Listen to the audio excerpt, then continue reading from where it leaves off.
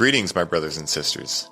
Sending gratitude to all of you who are joining in today to accompany us down the rabbit hole of self-exploration through plant medicines. My name is Ryan Sprague, and I'm here to tell you that your frequency is now set and tuned to explore psychedelic medicines and the impact they've made among the countless psychonauts exploring the last true frontier. Buy a ticket and take the ride with me as we get true first-hand accounts of the experiences, benefits, risks, and transformations taking place within the ever-expanding world of psychedelic medicines on This One Time on Psychedelics. When it comes to plant medicines and psychedelics, one of the greatest strengths one can have is being able to stay calm, cool, and collected in the thick of it. The ability to stay low and slow with your breathing keeps the challenging thoughts at bay and can keep one in a sense of quote-unquote control, for lack of a better term, as they are brought farther and farther out into their journey. Today's guest is no stranger to remaining calm in the face of adversity. He is a professional fighter in the UFC who has made a living out of the very things so many fear, and in the process has gone through countless plant medicine journeys that have only strengthened his abilities to be the eye in the figurative storm of life. Not only this, but he's also absolutely hilarious, and you can all expect to enjoy a few rib-cracking laughs with us today as we are recording in person and are beyond excited to share our energy with all of you. With all of that being said, please give me a hand in welcoming my man Slippery Pete Barrett to the show. Pete, good to have you back, man. What's up, brother? Dude, for everyone listening, we had an amazing time last night. Pete gave me my first Muay Thai lesson. It was amazing, dude. You're such a unit. Dude, you pick up fast. It wasn't hard. You know what I mean? Some people struggle with a lot of these things, and you picked it up pretty quick. Yeah, I know having the long limbs I have, right? Like, yes. Everyone's told me, Ryan Reed, who we both know, is like, dude, you got to get into Muay Thai. And I'm like, yeah, man, I definitely need to, especially with the world the way it is right now. I'm like, I'm really developing my masculine now and getting into a lot of the things that, like getting hit and those things. Like, it's so fun, and I've been having a blast with it. Getting hit will shake you a little bit. It's like, I remember the first time I was doing jiu-jitsu, and they're like, all right, we're gonna throw some punches just so you have an idea of what it's like to try to do jiu-jitsu while you're being punched. And it was not fun. Yeah. It was not fun at all, Yeah. And it can be overwhelming, but that's why you train it. You know what I mean? It becomes practice and it becomes regular, and it's not as earth-shattering as the first time being punched in the face. Yeah. And, that leads perfectly into psychedelics, right? Because it's very similar, right? Like, the first time I interacted with psilocybin, I actually had a really good time. But I remember the first time that things went quote-unquote wrung, right? Mm-hmm. And it's so funny when you grow up and people talk about, like, hey, man, you might have a bad trip at some point. It's like, dude, those are the ones I look forward to now. Like, because those are the ones that shake you and you actually learn from. The same way that when you get hit, you learn, right? True. Yeah. Yeah, very true. Yeah. Can't, yeah. Don't move that way. Yes, exactly. And it's like, it's trial by fire, right? And these fears in our life, right? Whether it's not wanting to get hit, whether it's not wanting to have a bad trip, right? They can have so much power over us when we allow them to. And one of the things I love getting into with the people I have on the show is like the kind of person it takes to be interested to begin with in something like giving up your lease on reality, right? Like to change your consciousness, right? Yeah. Like, how did you first become interested in that idea, and what was that process like? So, I've been trying to remember the very, very first time I tried magic mushrooms, or back then I was in high school, and I think it was I'm like low key throwing my brother under the bus. I think my brother came home. He was in high school. He came home with like an ounce, and he was like, "You have any friends at whatever high school you go to that's not ours that might be interested in these?" And I'm like, yeah, I'm pretty sure I can move a couple of those, whatever, we'll see. And I ended up like keeping some for myself and like just sneaking into the bag and trying them and being like, all right, this is a little weird, this is a little cool, but it wasn't really it piqued my interest. And then later in college, like we did a couple really macro doses, and that's kind of where I started to get a better understanding of what was going on with the medicine, and that it was more than just like, there was a period where me and my other homie, we had like pounds of these mushrooms that we got from Oregon, and they looked like Chase, and you're probably laughing if you hear that. I'm going to have to send him this podcast. But they looked like the little missiles from Super Mario Brothers 2 when you were on the floating ships, and they would Yes. and I don't know what type they were, and if I saw one that was like that, I'd be like, that was the shit we were taking. But it was almost like the stem grew right into the head, and it looked like a missile. Literally mushrooms for meals that summer. But we connected with mushrooms on with that strain and realized that there was a lot more to it. I don't want to get too roundabout and getting caught up in my answer, but like in college, I was paying attention to things that would help with headaches and other ways to treat things. And I was a big advocate for cannabis, always have been, always will be. Was very public about it to help change people's minds about it. I started to develop what I thought were cluster migraines, which might have just been stress-induced migraines from the lights in my library and in my classes, like the long tube lights, the halogen, or they're brutal, man. The fluorescent lights. Yeah. And I just think it was like stress-induced with a couple triggers, but thinking that they were cluster headaches or migraines, I would look up these things and find that they were seeing benefits of mushrooms to help with the intensity, the frequency, the duration, and like these migraines, like the only way I could describe these headaches would be as if like someone was stabbing me in the back of the head with an ice pick. Repeatedly. Sounds fun. It would be like I would describe it as an electric storm. And any concerned parent, we would, okay, let's talk to the doctor. Let's go see a specialist. And he put me on a calcium channel blocker. And he was pretty much said to me and my mom, so you're going to feel really concussed until your body gets used to the dose of the medicine. Yikes. What? Yeah. How is that yikes. okay? I know. And we looked into this because like I was going to study abroad in Ireland, and we told the doctor, hey, I can't be taking anything that's going to have really negative effects if I'm combined with alcohol. Can't. Yeah. I'm going to Dublin because I want to go drink Guinness like an asshole. I want to go drink Jameson like a derelict. Yeah. In wow, what was it? The little touristy area in Dublin. What the hell was it called? It'll hit me. But like we told the doctor, the neurologist, was he a neurologist? Yeah, neurologist. Maybe we went to like Mass General to see this dude that was, a specialist. I can't have anything that's going to interact terribly with alcohol.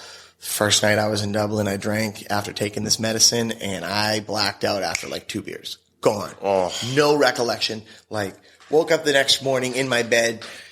Like, how the hell did I get here? Normally there's a good story when I wake up like this, but there was just nothing. Yeah. Nothing. And I just, quickly realized that that's not the way. You know what I mean? Absolutely. But I was in Ireland. I had no way to get more mushrooms like I could if I was in my environment when I went to school out in Colorado with my big network of friends and people out there. Much more accessible, Boulder being right down the road. Now we're talking in a foreign country. Psychedelic mushrooms, what are the laws like? What's the issue? Yeah. So I started talking to people out there. They're like, actually, if you know where to hike, you can just go pick them and eat them. And I'm like, do you want to come show me? Yeah, because I don't want to die. I want to go. Yeah, let's go find these. Let's go have some fun. Yeah.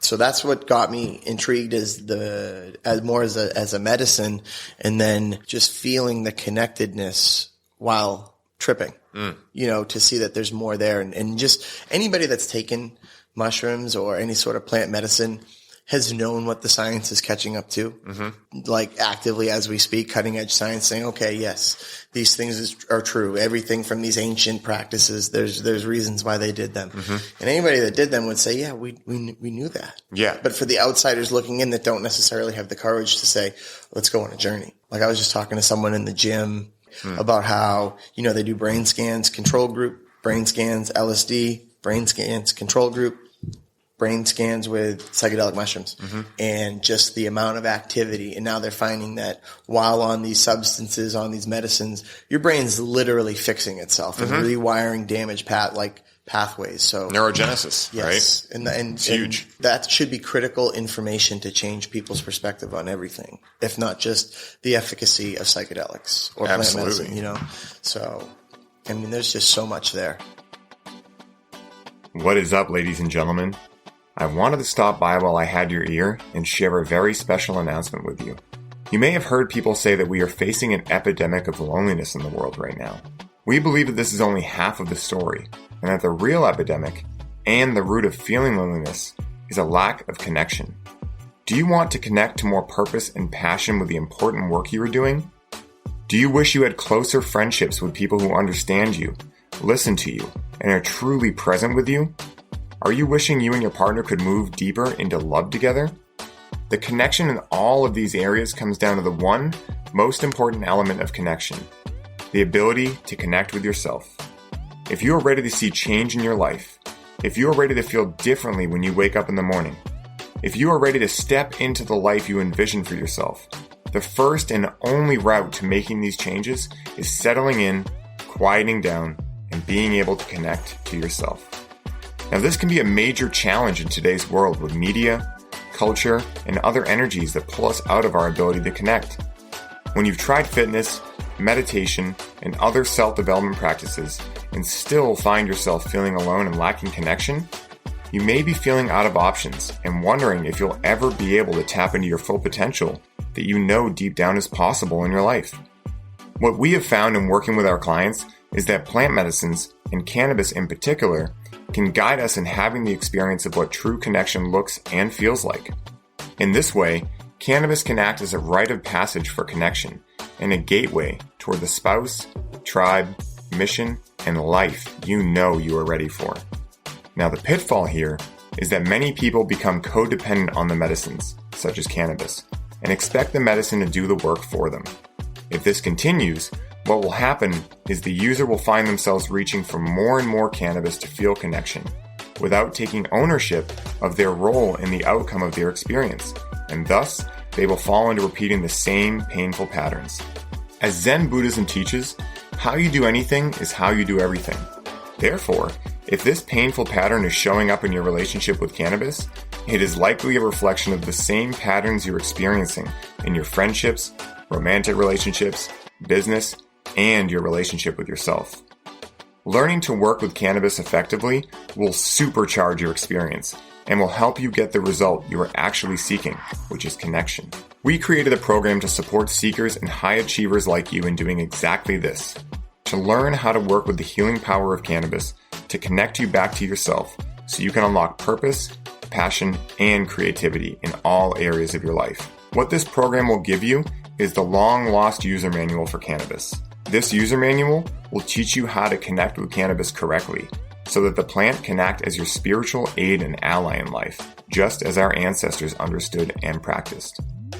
If you're ready to unlock the full power of cannabis, meet like-minded people on the same path as you, build more purpose into your life, and have the most fun doing homework you've ever had, this message is for you.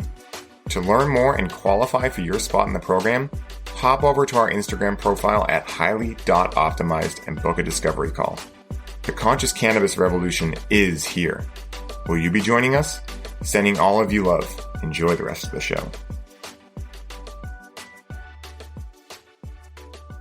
You know, you said something potent there, right? Which was, and I've felt this for a long time. It's like the first time I decided to interact with these medicines and I tried psilocybin mushrooms, I knew right away that they were beneficial. I didn't need to see the research of that, right? But then you have the people that are completely left-brain that are like, where's the science, right? Forgetting the science changes all the time. So even if something came out, it doesn't mean it wouldn't change. I mean, frontal lobotomies were good until they weren't, right? So, you know, it's like people like, trust the science. It's like, until when, right? So it's funny how the only people that are really dead set on the science side of it, like, I'm curious about the science of it, right? But I don't need the science to validate what I felt. The only people that are really needing the science and saying, show me the science, are the people that have never interacted with them, right? Right. And that's funny because even when the science comes out, no amount of reading about these experiences in a book is going to give you what that experience is like.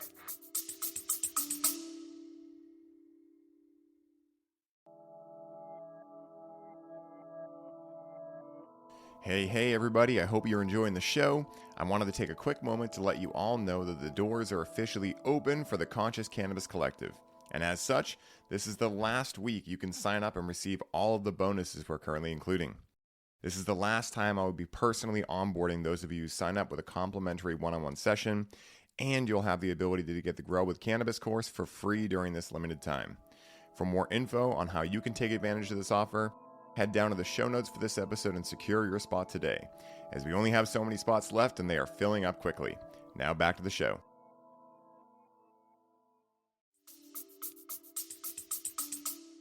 It's like, describe to me an avocado if I've never had an avocado. Exactly. That's someone's example. I'm like, how would you ever I don't know, it's green, it's mushy, it kind of has the consistency of diarrhea if it's overripened, but it's still delicious. Yeah. But what does it taste like? It tastes like an avocado. How do you explain what that buttery, like, it's so you don't true. know until you know. Exactly. You know? And a lot of people, like, whenever I'd like to remind people, like, me speaking from my experience, N equals 1. Just because this was my experience with it doesn't necessarily mean that's going to be your experience with it.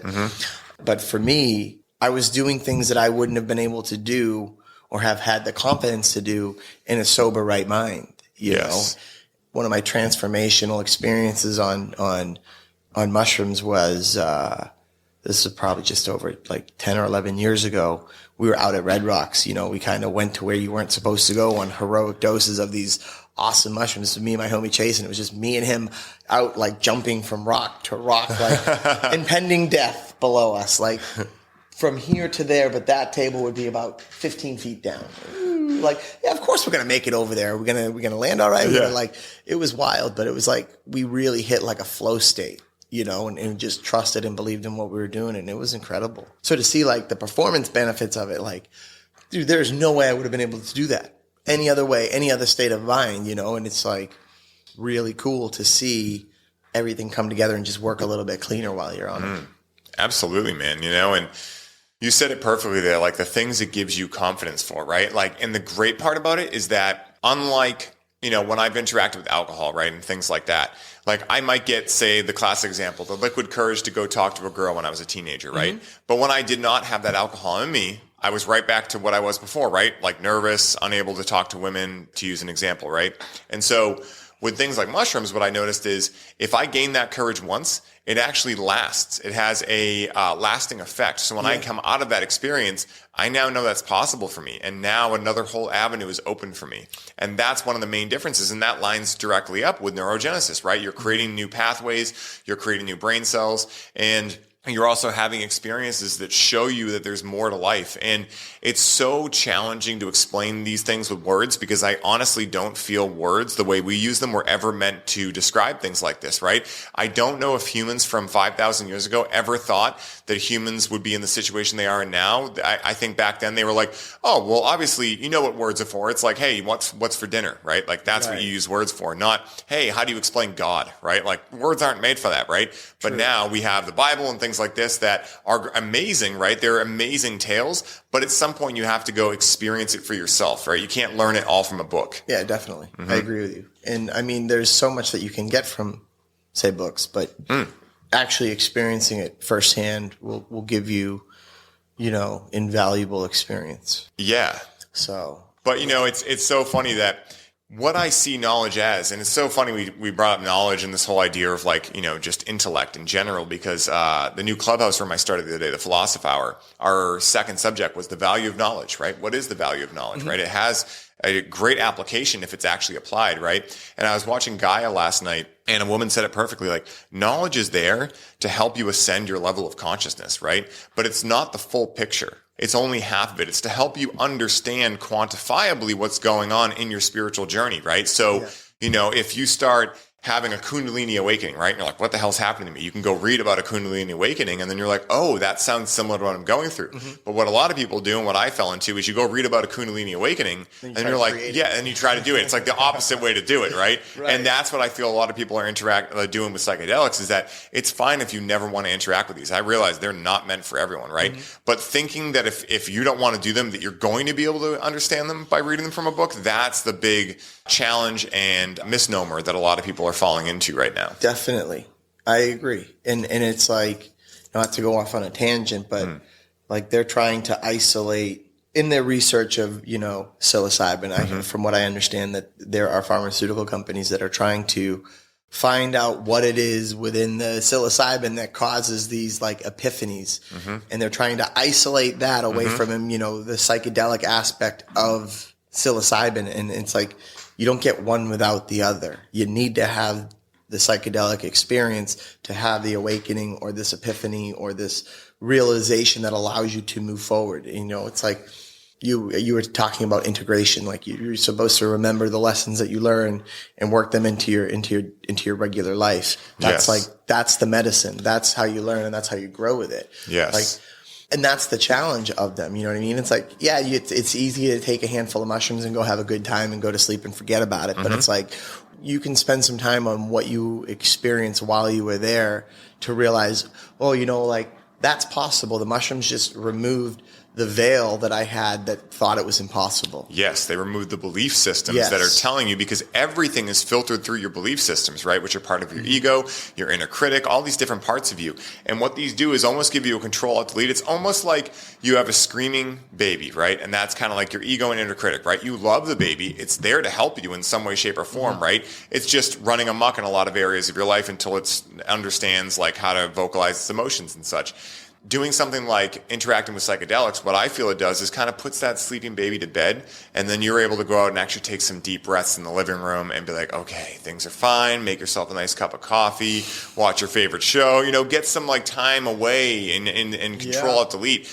I feel as though that's one of the biggest challenges right now, is because we're so left-brained as a society. We are trying to, you know, remove the barrier for entry and almost outlaw the natural and monopolize the synthetic, right? Like cannabis has had this happen too, right? Like Marinol was legal here way before even cannabis was decriminalized. I remember back in like 03, 04, I had a family friend who had cancer and was prescribed Marinol. And so I'm sitting there, and even at that age, and I was young, you know, but I was sitting there like, wait a minute. So the natural plant that grows out of the ground is illegal, but they can take some random synthetic version and that's okay? I'm like, that doesn't make any sense, right? Those and if it's don't connect. Yeah, and if it's hard for a 14-year-old to understand, that's when you really know something's fucked up, you know? Right. No, I totally agree. And I was trying to not slam, you know, the Western medical system when I got into that tangent about the medicine that the neurologist put me on, knowing that I was going into a situation that I would react negatively to it. But in his dogmatic approach, you know, we prescribe medicine that deals with symptoms. Yes. We don't look at the root cause. We don't look at why this could be happening. Do we look and see, okay, are these headaches from, you know, from like, I guess like headaches can either be blood vessels, or like there's a few different causes of them. And like, I was in college when I went and talked to him. I think I would have remembered him saying, all right, well, we're going to try to find the root cause of these. It was never that. It was like, oh, we're going to try these calcium channel blockers. If they're not strong enough, up your dose. You're going to need a couple days to get used to the dose. Again, you might feel concussed, confused, dizzy. You might not want to go to class those days. And I'm like, dude, I'm going to study abroad in a new country. I don't want to be hung up in my room for 3 days because I just doubled my doses because I can't control my headaches. And I don't want to just be rifling ibuprofen down, you know, like candy. It's a really unique approach. You know what I mean? Like, we're going to try this crazy substance that normally doesn't exist outside of this laboratory where we created it, but where there's something really similar over here in nature. But that's, you know what I mean? Like, it's crazy. You know, and it's funny too, because, you know, I love to make this point. It's like, listen, Western medicine is amazing. It's incredible for what it's good for. Like, if you get in a car accident, please don't try to go meditate your way out of it, right? Like, there's really amazing times that Western medicine can help. The challenge is that a lot of people, especially in the Western countries, think it's all that exists, and they use the screwdriver when there should be the hammer, right? Essentially, it's just not the right tool for the job. And it's not leading to desirable results, because what they don't talk about is like, okay, yes, so maybe they give you a calcium blocker or something that can help, you know, take that headache away. Let's say in a perfect scenario, it takes the headache away. Okay, well, what is the root cause?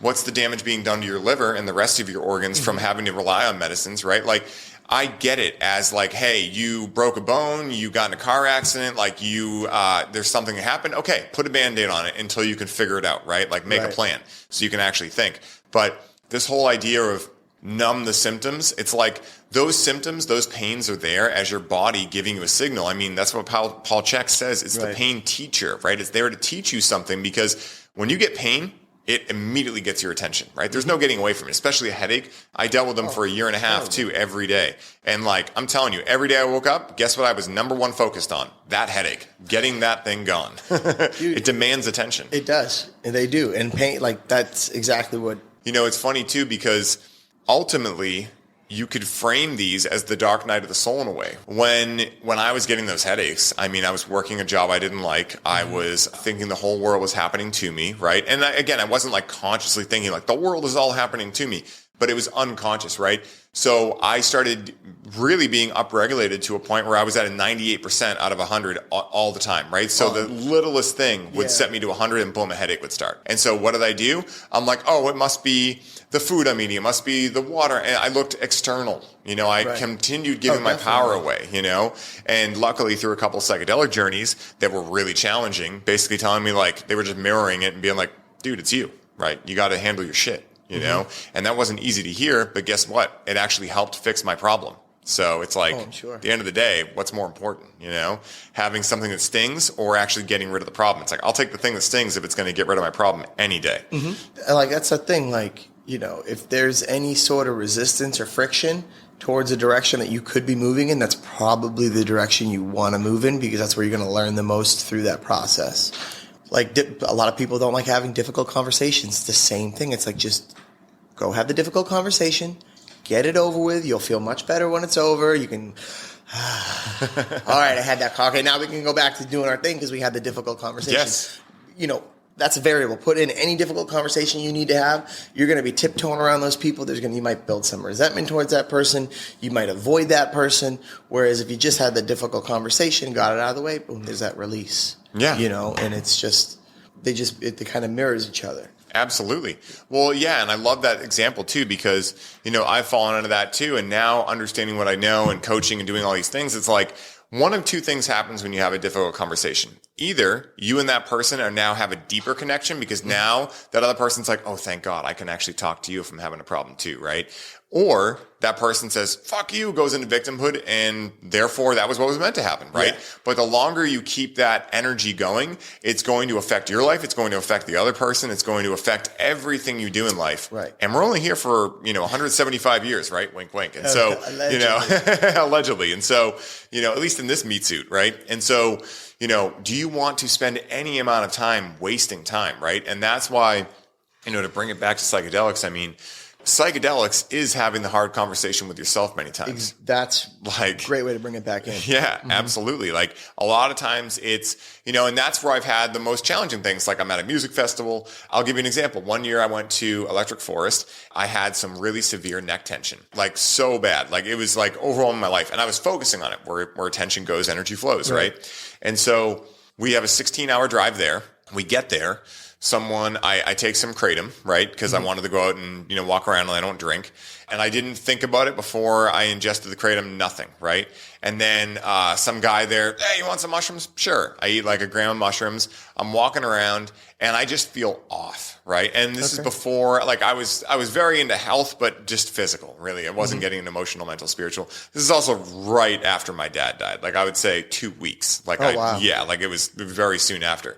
And so I'm there, I'm walking around, and it was my favorite place in the world, right? Like Electric Forest is amazing. But I just remember feeling like if I'm here, I was over here, right? And like for everyone that's just listening, I felt like I was dissociated almost, right? Like things just weren't lining up. I don't know how to explain it. It was more of a quality. But we're walking around and my friends are all having a good time. And I decide, you know what? I'm going to smoke a gram joint to the face of like this amazing sativa, right? Let's go. Yeah, right? I'm like, that'll help, right? This was my thinking at the time. And so I interact with cannabis. And at first, I started to feel just like 5% better, right? And so I keep smoking, and I'm like, okay, cool, this is perfect, right? And by the time we get back to camp now, this was when we first got there. So the festival wasn't open yet. We were just walking around the campground. So we get back to the tent, and we're sitting in our gazebo area, right? And I'm sitting down, and all of a sudden, I start feeling this feeling. It came on super quick. And I feel this feeling that every breath I take, the next breath, I can only take half as much, right? Like there's something blocking me, right? And so I'm starting to like, not panic, but I was definitely, my body was going through like, what's happening right now? And I turned to my friend and I'm like, yo, I feel like I'm going to die right now. And he's like, yeah, me too, man. And then just goes back to talking, like thought I was kidding. Right. And I'm like, well, that was my one chance. I'm like, I don't know what I'm going to do. And as I'm thinking all this, like, I'm like, the breaths are getting like lower and lower. Yeah. And basically what was happening was I was having a panic attack, right? Yeah. And so I kind of double over and I fall into my tent and I'm just like trying to catch my breath. And, my friends are all like, not laughing at me. I mean, they're really good friends, but, we were all young. I mean, we're like 22 at this point. So, they're like, oh, blah, blah, blah. And I realized in that moment, like, that was the hard conversation I needed to have with myself. Like, listen, look where you're putting your attention. That has consequences, right? Like, if you decide to focus on what you don't want, which is this neck tension, for 16 hours while you're in the passenger seat driving to this festival, what do you think is going to happen when you interact with something that's going to bring that to the surface more, right? So that was a huge lesson for me. And if I hadn't had that, I wouldn't have learned that lesson. So it's like, I don't regret anything. I actually embrace that now. And so, yeah, those hard conversations are so important to have with ourselves, with others, et cetera, and yeah, the psychedelics normally bring those right to the forefront. When I was a kid, I remember my buddy's older brother saying, don't do acid. It's going to be the most self-driven, self-hate-filled, introspective 6 hours of your life. And I'm like, oh, that sounds kind of crazy, but what if I don't hate my life? That could be a really cool experience. Yeah, that could be really fun. Like, no, you're going to think you're going to fall into the middle of the hole in your room that's not there. And like everybody had these horror stories, but curiosity wins, and it's like, well, we'll dabble, we'll try, we'll go there, we'll try this, but everything in doses. Absolutely. Like, of course, the first time you always do a little bit more than you should. Like, whoops. We're gonna scale that back. It's always. I mean, that's why it's called a trip. You don't know if you're gonna get sunshine and rainbows the whole time, or if you're gonna end up like looking at the last 6 months of your life, going, dude, you are not making the right decisions, and this is you talking to you when nothing else matters, and you need to get a grip on this. You need to start paying attention, because this is a very short road that you're on, and I've had those trips, not even on like high doses, but just like it allowed my mind to like abstractly look at the decisions I was making. And it was like, am I on this cycle where it's like, okay, I'm 3 or 4 months, I'm doing great. And then I kind of like spiral out, and then, build myself back up, spiral out, build myself back up, spiral out. And then, I remember during a trip, not even crazy, maybe between 2 and 3 grams, I just kind of like got into my own head and started thinking about these things. Oh, that kind of is a pattern that you're doing, buddy. You need to figure that out. Like, you're not, that's a pattern. Like, you can't just like burn out and then build back up. Like, soon people are not going to, people are going to be sick of you, So that was like definitely something that came to me during a trip. And it wasn't, like I said, it wasn't even a big one, but it was a meaningful one, like, you don't need to blow your socks off every time to get like good lessons. Yeah. So. And that brings up a great point too, like the MED, minimum effective dose, right? Like I feel, at least for me, and I imagine for you too, like as I've gotten older, I've realized like, yes, there are amazing components to having like a heroic dose of mushrooms, right? And I know what the set and setting need to be for that type of experience. Like for that experience, I'm with my girlfriend and that's it. And I'm going to meditate the whole time and pretty much not say a word. And maybe we'll make some furious love. Like maybe I'll just sit there listening to music. Like, but it's generally never something I would do and expect to like try to act normal. We talked about this during Highly Optimized, right? Like taking psychedelics and trying to act normal. Doesn't work. No, it doesn't. For me now, like if I'm going to be at like a music festival or something, I want to take the minimum effective dose and just enough to have the kind of control alt delete that I was talking about without actually having any lasting intoxication. Because I mean, let's be real, right? When you're interacting with psychedelics, you're opening up your body, your chakras, your energy system, right? And especially when you're at a music festival or if you're at like a place with a lot of people, I mean, a lot of people are dealing with some darkness and they don't even know it, right? Maybe it's ancestral. Maybe it's just stuff they blocked out, trauma, things like that. And so like you interact with those people and you open up your energy for that, right? And that's where like what I truly feel the biggest challenges with psychedelics is that they're prohibited, right? Because none of this information is out there. I mean, it's out there now, but it's not like taught in schools, right? They keep saying, just say no, that whole thing. It's like, when will you realize that's never going to happen? And why would you want that to happen? Have you met some of the people that just said no their whole life? Yikes, right? That's why the country's in the position of this right now. That's why people just said no. Yeah. Okay. I was going to say, go meet your career librarian. She's probably a lady that said no to everything her whole life. Otherwise, she wouldn't be the librarian. Alone all day with the books. I don't know. She'd be an art teacher. Yeah, exactly. But on the minimum effective dose, like lately for me, it's been microdosing. That's been my jam. Because talking about like heroic doses, I need a container. I need to feel safe. I need to know that my phone's not going to blow up. I need to know that someone's not going to be looking for me. If they are looking for me, there's going to be someone else there that can say, you don't get to talk to him right now. Yes, a trip sitter. Yeah, or like, or maybe being out in the woods where there's no signal. Oh, they're going camping for the weekend. I'm not going to be able to get a hold of them, until Sunday afternoon when they get back into service. Cool. Building that container for a heroic dose. Like when I was younger, set and setting wasn't as important to me. I'm like, oh, well, we got someone that can drive all day. We're fine. Yeah, it's like I got my fingers crossed. We're good, guys. We're just going to cruise in the back of the boat, that being my buddy's big old car. Yeah. Like, we got a driver for the day. We're going to go cruise around to this spot, this spot, this spot. We should be fine. Yeah. Now it's like, if I'm doing a big dose like that, I'm looking to get some downloads. I'm looking to get some deep perspectives that I wasn't seeing before. And like, you don't want to take that for granted. 100%. You know what I mean? Like there have been times where I was like, oh, I have a sheet of acid. I'm fucking 3 sheets to the wind. Yeah. That looks like about 4 or 5 doses. That's for me. That looks like 4 or 5 doses. That's for you. I'll see you in a couple hours. Yeah. We've done those. But you know what I mean? Like, yes. That was some weird stuff. Yes, 100%. Did I learn? Yeah, set and setting is really important. Yeah. And it's like you learn what type of people, I say type of people, and I'm not talking like physical types of people, but the type of people you feel safe tripping around. 100%. And the type of people you don't feel safe tripping around. 100%. And that could be something as basic and as simple as, are they argumentative? Yes, dude. They could have the biggest heart, nicest person in the world, but they just might like to argue, even with a smile on their face. I do not want someone around me having a good time arguing with someone else that might get, really excited if I'm just trying to zen out. Yeah. So you learn, okay, this was a good experience. What didn't I like about that? All right, that was kind of weird. This guy kind of rubbed me the wrong way. I knew there was a reason why I didn't like that person, and now I kind of see it. Like you when you remove that the veil. Yeah, the veil, you get to see energies. You get to feel. You get to experience people with your heart, and like we were talking about integration. You get to trust in that intuition more when you're not on the medicine. Well, it's funny because, what it's done for me is allowed me to learn how to speak energy fluently, right? Mm-hmm. And now I don't need to interact with psychedelics to get that. I can do it through meditation now, whatever, because I learned it's almost like the road was paved for me in psychedelics. And now I know how to get on it when I'm in a sober state. I can do it with breath work. Just this morning, I woke up and I was extra tired. I think I woke up during a stage 4 sleep, and I was just really out of it. And my morning routine every day is to go downstairs, make a morning margarita, go outside, and for everyone, I'm not actually drinking alcohol. It's lemon, salt, and apple cider vinegar. And then I'll go outside.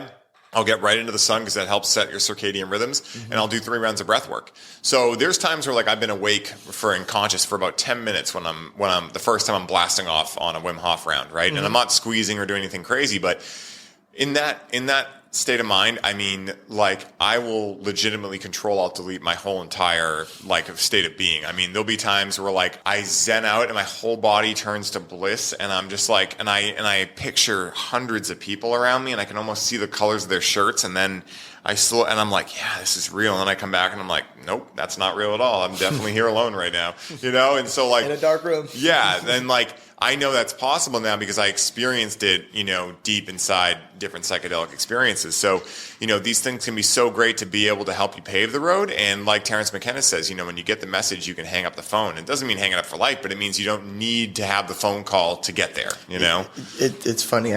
You're saying this and I'm thinking Dragon Ball Z when they jump on the highway to get over, you know what I mean? Yes. Whatever. I won't go down that rabbit hole. But yeah, once you figure it out, you learn there's ways to get there. Like you mentioned Wim Hof breathing, and that's been a huge vehicle for me to recreate those experiences sober. So, and also Wim Hof breathing while on psychedelics is amazing goodness, too. Dude. But that's a whole other conversation. I have a breath work from Michael Cristoforo. He's a Wim Hof method instructor, and I do this pre-training. It starts with NO breathing, then we boost the CO2, and then we jump into it's not slow, but it's not breath of fire. It's maybe halfway in between like full inhale, full exhale, inhale, release. And then we kind of pick up the pace a little bit, and then we hold on the inhale, squeeze, and it really just charges your body up to be in flow state, really. I hit that pre-training every session, and that kind of recreates like the feeling I get when I'm like a half a gram of mushrooms in a jiu-jitsu roll and I'm like just feeling it. You know what I mean? Like I could close my eyes, doesn't matter. Like I'm in it, I'm in the flow state, and that breath work helps get me right back there, with or without it. Yeah. With it, it's like sure as hell I'm having a great training session. Without it, it's like 75, 25, 80, 20, like this is going to put me in the right spot. Sometimes it's weird. Sometimes I get blasted like too far and I'm like, I don't think I want to get out of my truck right now. Yeah. I am not going in the gym. I need to talk about this with someone. What the hell just crawled out of my forehead?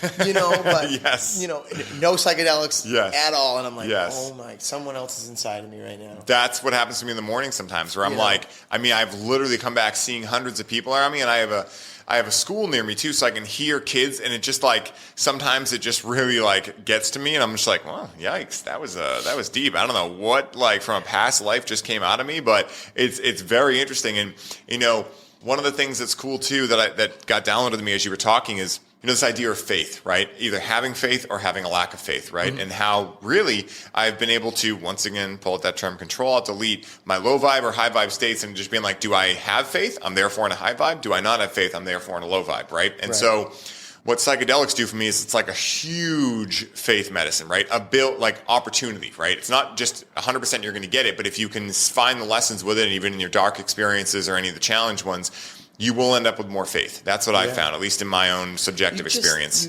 Who's the channel that Aubrey loves? Oh, Paul Selig. Yeah, he says his big thing is everything is or everything isn't. Yeah. And if you like really meditate on that or think about it, people are like, what does this guy talk about? Everything is or everything isn't. Like, but when you sit there and think about that, he's talking about God for anybody that doesn't understand that. But everything is or everything isn't. So good, bad, the shit coming out of your ass, the gum stuck to your shoe, the lady that just ran over, the chipmunk and got off on it because she was having a tough time. Good. I got the chipmunk. That guy in line in front of me at the drive-thru was really pissing me off. You have those people.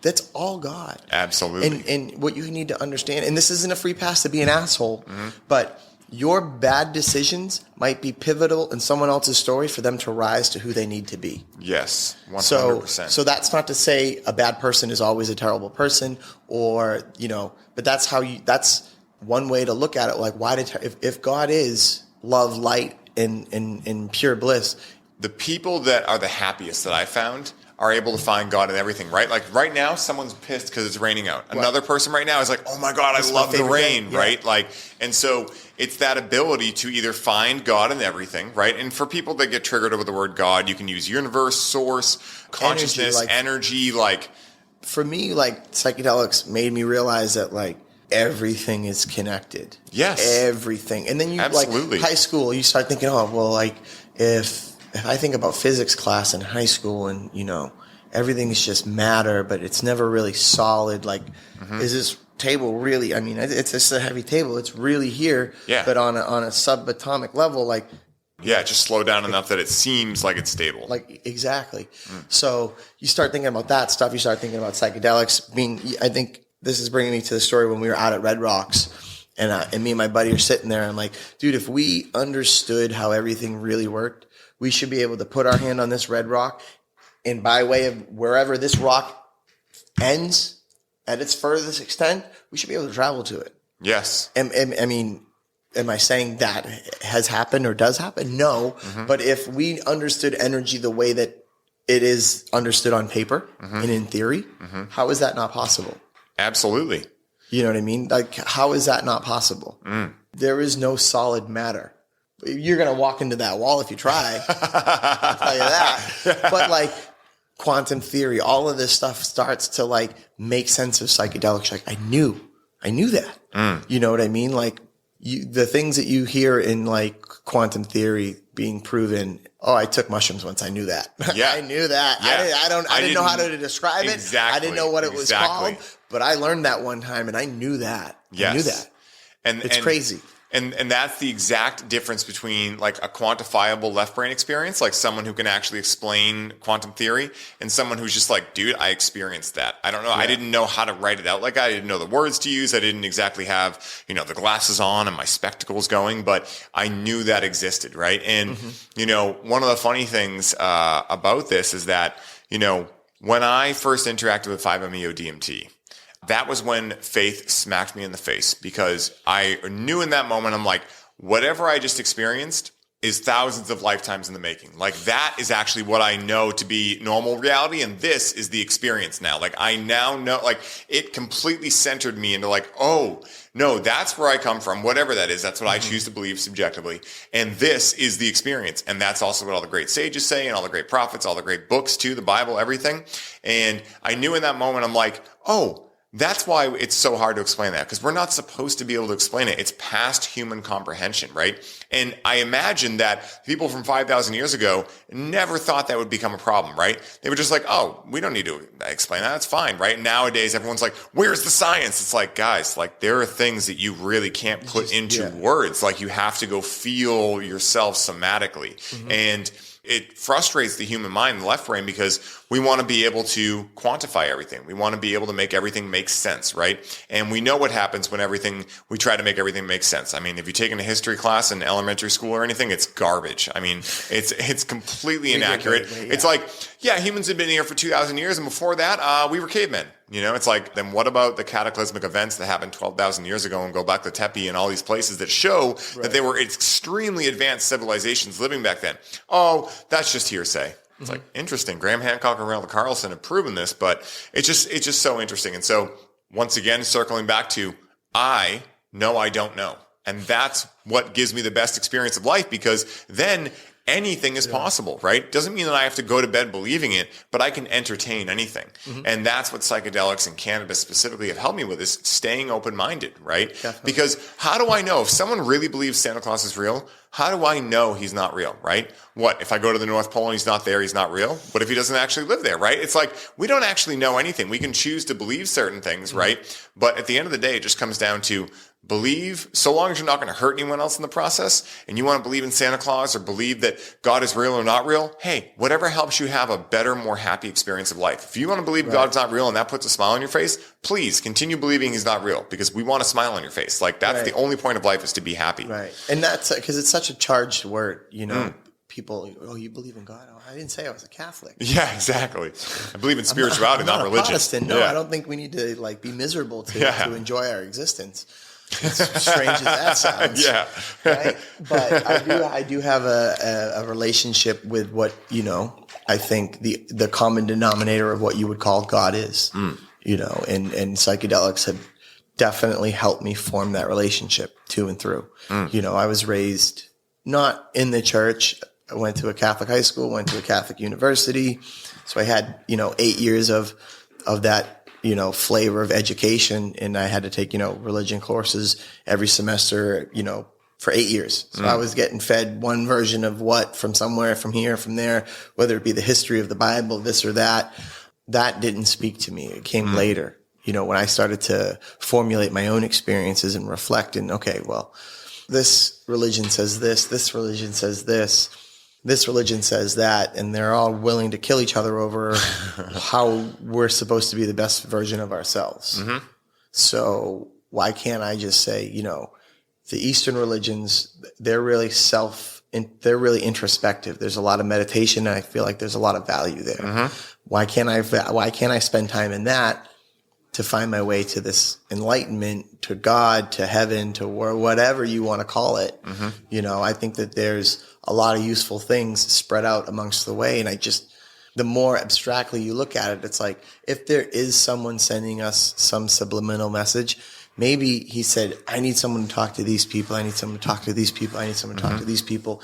And we got so caught up in the differences, we forgot to look at the similarities. Yes. You know, and psychedelics really helped me remove myself from, I'm like, dude, in high school, I'm like, this whole Catholic ideology is bullshit. Mm-hmm. It's bullshit. Like, yeah, it didn't resonate with me. And you know, I would say high school into college, I would say I was an atheist because I was just so turned off by like these messages that were contradictory with what we were being told. Well, you know what I mean? They're mostly from people that didn't inhale in high school, right? These are the people that are trying to tell us about God. It's like, guys, I don't think you get it, you know?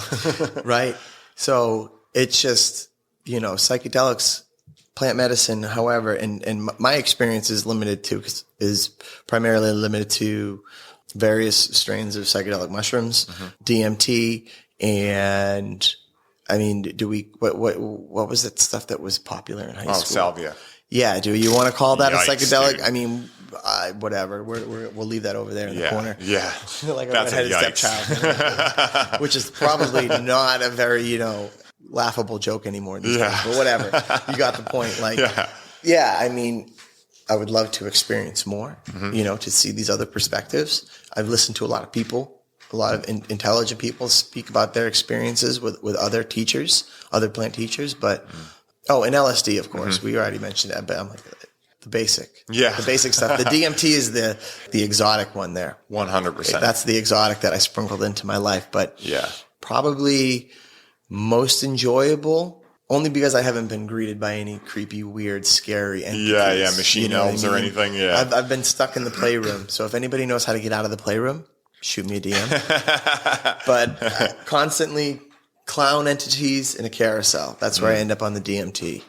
But hopefully here soon, I'm going to have a pretty strong blast off to see if what's out there. Absolutely. You know what I mean? You know, I've heard Aubrey Marcus talk about this snortable DMT that they get from the jungles, and he did it when he was doing Yahe, ayahuasca. And I forget the exact story, but whatever that version was, I'm interested in interacting with that in a ceremonial setting, just like he was. And, you know, I've been really curious and being called to sit with Yahe for quite a while now. And I've just been waiting it out. You know, I'm in no rush. You know, I really want to make sure that I'm in the right spot. You know, I've had a lot of amazing things happening recently, and I'm like, okay, cool. Whenever it'll find you, right? These things find you, you know, the opportunity will present itself. Yeah. I mean, peyote found me, you know, you know, I went to Mexico and ended up with a traditional ceremony, like the full thing. We did a sweat lodge, we had a cacao ceremony, and then we had this beautiful peyote ceremony right in the mountains. It was unbelievable. Wow. And it was like something that I never thought I'd get to interact with peyote, because everything you hear about it is that it's really scarce too.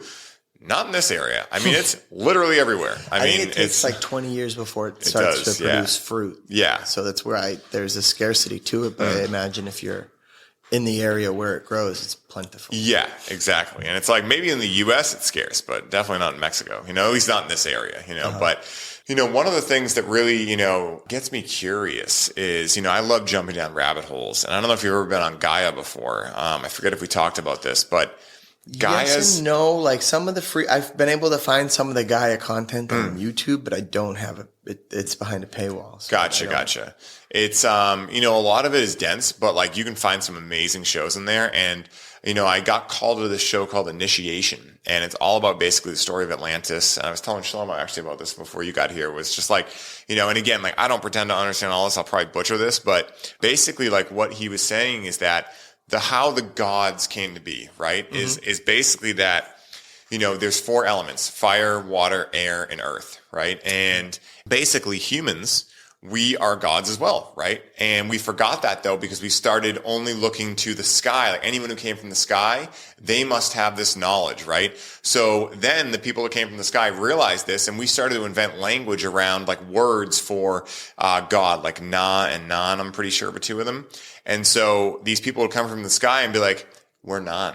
And we're like, oh my God, like worshiping them, right? And then they'd be like, all right, yeah, if you want to get lessons from us, you have to build us these temples and you have to talk to us for everything first, right? And that's how humans forgot that we were gods too. And the things that psychedelics do remind us that we are gods. And that's even what Jesus said, right? If you believe the Bible and you believe that he was a real person and walked, he said, anything I can do, you can do better, right? What did that mean, right? It's that you are the same as me, right? Stop holding me on this pedestal. And I think that's one of the biggest aha moments that's going to happen to human consciousness. And it's happening right now. And it's such an exciting time to be alive. I mean, like muscles break down in the gym to build back stronger. I mean, that's a pretty brutal process, right? If you really think about it, you're ripping and tearing muscle tissue to build back stronger. Look at what's happening in the world right now. It might look like chaos if you're viewing it through one lens, or if you're used to, like we are, like going to the gym, it's like, oh, perfect. We're going to build back a lot stronger than this. And what's going to happen when there's a real dark night of the soul collectively and a pain point like that? Well, people are going to have to find faith in something. They're going to have to surrender all the things that all of a sudden then allow them to remember, to have the opportunity to remember that they are God too. True. I thought that was so cool. I think that's like, I didn't want to go too down the rabbit hole, but I've heard someone say that, like, Christ was here to show us what we're capable of. Oh, 100%. And we turned it into a religion. Like, exactly. He saw what the Jewish religion was doing by removing the power from the people, and he said, no. I am you. I am of you. We're all capable of doing these things. And I think I may be misspeaking, but like you see like his disciples performing miracles. Yes. You know, and so like, is it true? Did it happen? Who knows? To a level of faith. Yeah, let's say it did. He was showing them the way, like, listen, there needs to be an infallible belief in yourself to understand these things and to know that it's possible before it can happen. Which, like, let's come up to modern day times, like Dr. Joe Dispenza, having people get into the void to access like their potential realities and to literally like change their gene expressions in front of scientists that are tracking it and monitor and like watching it. And they've validated that, okay, this guy, you know, we think some of the stuff that he says is really, really woo woo and we can't validate it, but they had this issue before they got here and they don't have it when they leave. Yes. How do we figure out what's going on there? Is that a miracle? Are they healing the blind? Are they, you know, who's to say? Maybe he's tapping into this Christ consciousness and he's showing these people how they too can get into it. Yes. You know, and receive the benefits of it. You know what's so amazing, and I'm going to jump down a rabbit hole now for sure, is have you ever heard about like the modern mystery schools and like things like that? Like what a mystery school even was or how it came to be? Say more. So basically, all right. So from my understanding, and again, guys, I may butcher this, but the idea is what I want you to focus on. So a long time ago, esoteric stuff. Yeah, right. Okay, exactly. Yeah, like the stuff that like pretty much like how people knew thousands of years ago that DNA was a thing, even though they didn't have the technology we have now to actually understand DNA as a thing. Mm-hmm. Thousands of years ago, I believe, again, I could get this wrong, guys, but the idea here is right. So a bunch of the world's best shamans, priests and priestesses, lords, like everyone got together. And I believe it was King Solomon that got everyone together. And they started saying like, okay, we want to wake up humanity, right? And we want to, what I would call these days, activate people's DNA fully, right? Because most people only have about 1% to 2% of their DNA actually active. They got together and they spent like, I think 22 years together, all figuring out, like doing so much research and being like, we need to have a way that's quantifiable for anyone, right? Mm-hmm. We don't want just the high level people to be able to get the benefit from this. We want this to be available for anyone and everyone. So they spent 22 years and they figured out this system. And the first step is understanding the right map, right? And by the right map, what they were looking at is the tree of life. Mm-hmm. And then if you make that 2-dimensional tree of life a 3-dimensional and then a 4-dimensional, and then you twist it, all of a sudden it starts to look a lot like DNA, right? Yeah. And so then from there, they were able to use specific images. So you would hold that image in your mind. You would be sitting in a meditation pose, and you would start having the 2-dimensional, and then you would expand into the 3-dimensional, and then the 4-dimensional, and then you would hold that like in your body right where your heart is, and then you would start to have the center of that tree of life expand. And then from there, you would say a word, which I believe was La Na or something like that. And if you did all of these things, you were able to start waking up your DNA. Okay. And so with the modern mystery schools, they talk about all this. Like there's a stepping stone process from like starts life activation, and there's the King Solomon healing in there. There's all these things, and it's still out there, right? Like these things still exist, right? Mm-hmm. That allow you to kind of explain what Joe Dispenza is doing, because what they've noticed is when people are upregulated, their DNA like shortens almost. It gets more coiled, right? Okay. And the epigenetic controls are not accessible, right? So you're not able to have your body turn on and off the things that need to turn on and off. Right. When you relax, when you meditate, when you do these kind of things, your DNA actually unwraps and epigenetic controls are able to be accessed. And so in that state, you're able to actually make lasting changes. And so that's why everyone it's almost like everyone has different pieces of this puzzle. They're like, hey, meditate a lot. That's what I'm saying. But we don't exactly know why. All these religions have different pieces of the puzzle where it's like the core message is the same. Exactly. Be a good fucking person. Yeah. And know that love is at the core of everything. Yeah. Even if there's some evil shit going on, it's because someone else needs to be woken up, and it's going to create so much more abundance of love after the fact. Dude, like the way I think about it is this, right?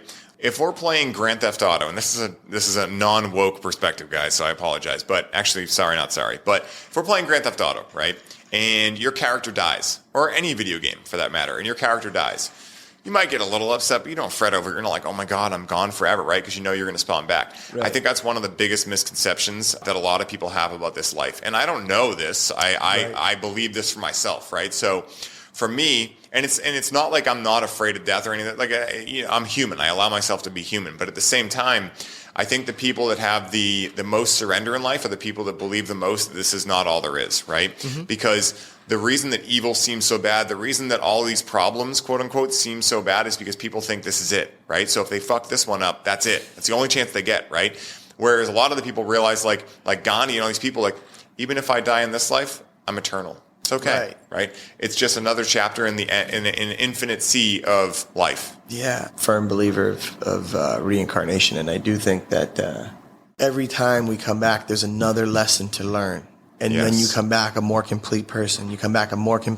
Like, is that a way to rationalize it, or is that what I truly believe? I would say it's what I truly believe. You know, like my brother, when he passed away, accidental overdose on fentanyl, right?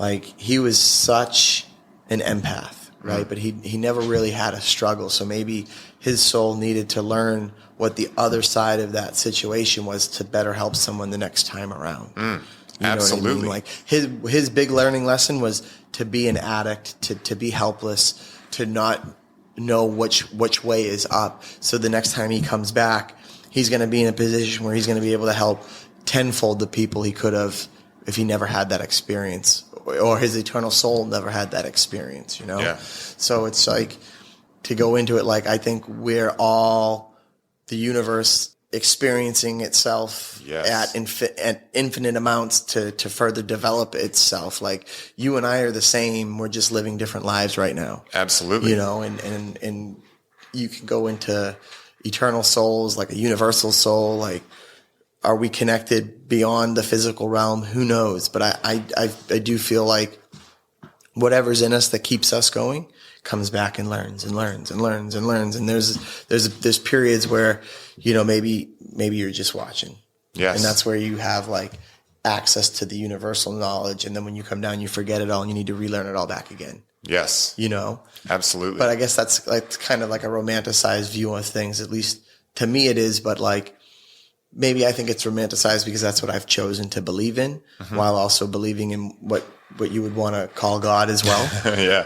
I just think it's all really connected. Like, you're born again, you're reincarnated. Like, do you need to be dipped in a river to be born again? No. Yeah. I mean, that's the process. That's the cycle of life. Yes. You know what I mean? So, and again, bringing it right back to psychedelics. These are the things that I'm able to connect while I'm blasted out of my mind and I'm removed enough from my physical body to have these thought processes. Yeah. You know, I had this and like this picture when I was on a deep mushroom journey one time, where a diamond, right? One of the things that's the most valued in this world, when it gets pulled out of the ground, it doesn't look like that, right? Mm-hmm. And so what I feel is every single lifetime that our soul is living is another edge off, right? And over time, eventually you get to this thing where it is the greatest and grandest version. Your diamond is perfect. And then you end up like Jesus, right? And you end up like doing your thing. And so I feel as though that's where like everything is perfect, right? Like the people that pass away from an overdose, right? That wasn't a failure, right? That was their experience that they were going through, right? That's what I choose to believe, right? And that's what we're talking about, is that you can choose not to believe this. That's okay. If that doesn't help your experience of life, please don't believe that, right? But it's what I choose to believe because it helps my experience of life be more grand, and it keeps me in a more state of faith, right? And we keep talking about faith, and that's what all the religions agree upon, is that if you have faith in something higher than you, life will be okay. It will happen for you, not to you. We need like an esoteric church of the divine mushroom. Pastafarianism, you know? What's that? Pastafarianism, you know? Oh, is that a thing? No, I mean, they worship a spaghetti monster. You know? Okay. But I'm just saying there's some hilarious religions out there. I got you. Yeah. A little more concrete than that one. Yeah. Well, Pete, this has been an absolute blast, man. Dude, I was so excited to do this when we wrapped up Highly Optimized, and I'm so glad we waited a couple of weeks because it was amazing, and this is exactly when the universe wanted it, right? Hell yeah. If we're in tune in the faith, this is exactly, and it was perfect, man. And Definitely. So I'm curious, where can people find you? When's your next fight coming up? I mean, all of those things. Yes. Do you have? I don't know if you have those dates handy, but you know. So just announced, I will be fighting November 6th in Plymouth, Massachusetts at Memorial Hall. Plymouth is Plymouth Rock, Massachusetts. Hell That's yeah. like the Pilgrims the land epicenter of the Northeast, right? For Cage Titans. And if you want to check me out on Instagram, that's where I'm most active. It's at SlipperyPete145. And then you can also get me on Twitter at Slippery's World. Peter Barrett or Slippery Pete on Facebook will find professional and personal page. And then slipperysworld.com if you want to pick up some of my incredible merch. I would love that support as well. Hell yeah. Yeah. And so if someone listening was just swayed by you to experience psychedelic medicines for the first time, what is the one piece of advice you would give them to allow them the smoothest experience possible? You can always take more. But you can't, yes, exactly. You can't uneat that cat. Exactly. You can try to throw it up, but trust me, it's already in. Yeah. Purging is normal. It's not going to stop. Yes, exactly, dude. That is the best. You can always eat more, but you really can't eat less when you're already in it. You know? Right. Imagine eating an edible from the dispensary and you're like, I am so high. I would never, like, you think you can't get off your couch. Imagine doing that with mushrooms. Oh, I know. Where like at a certain level, it becomes psychedelic. Yes. Don't get me wrong. Up until about 3 grams, it's really in your body. Yes. And then 3+, boom. Visuals. And it's exponential too. Visuals. The gap between 3 and 4 is huge. Yes. The gap between 4 and 5 is exponented. So you can always eat more. Yeah. You can always eat more. I love that. Guys, as I said in the intro, when it comes to plant medicines and psychedelics, the ability to remain calm is paramount for a successful journey. When one is calm, they are able to respond rather than react, and therefore they are more easily able to receive the lessons being given to them and have the opportunity to integrate them deeper into their daily life after the journey is complete. Pete has gone through his fair share of hardships and life lessons and is a perfect example of how these medicines can allow us to move through emotional states such as grief and anger to ultimately raise our consciousness to that of courage, hope, passion, faith, and more, where I believe all of us are designed to be and thrive from. Pete, thank you so much once again for being such a hilarious unit of a bright light and for being open to share your personal experiences with these beautiful medicines. And until next time, my brother, may your journey be smooth and full of light. Aho.